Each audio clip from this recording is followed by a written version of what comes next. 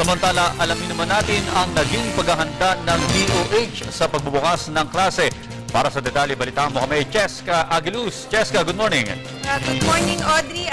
Nakapanayam ko nga kanina si DOH Undersecretary Eric Tayag at kanyang inihayag ang kanilang naging preparasyon para sa pagbubukas ng klase ngayong araw. At actually, bago pa nga magbukas ang klase ay meron na silang mga inihandang mga activities.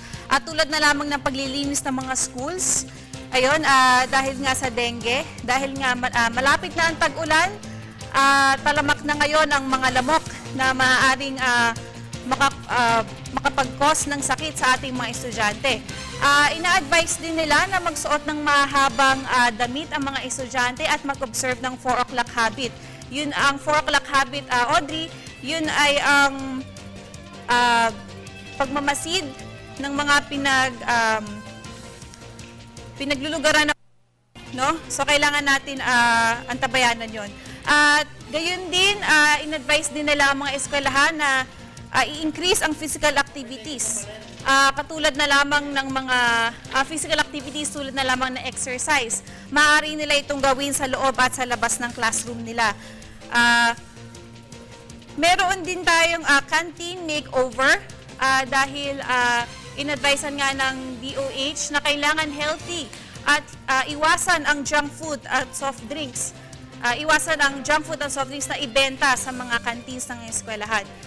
Meron din ilang ulat na merong mga schools na naglagay ng ban sa mga street food dahil nga alam naman natin na marumi ang mga tinatawag nating street food. Ngunit ayon nga kay DOH ASEC Tayag, hindi naman daw patas yun. Hindi naman kasi lahat ng street food ay marumi. Ang maaaring gawin ay maaaring tulungan sila ng DOH at maaari rin silang tulungan ng eskwelahan mismo na mag-prepare o turuan sila ng tamang preparasyon ng street food na ito. Ngayon, meron din silang ilang advisory meron mga ilang advice si ASEC Tayag para sa mga estudyante. Iwasan natin o mag-ingat sa accidents on the road, matulog ng maaga, at manatili sa bahay kapag kayo may sakit, at mag-ingat din para hindi tayo magkasakit sa ulan.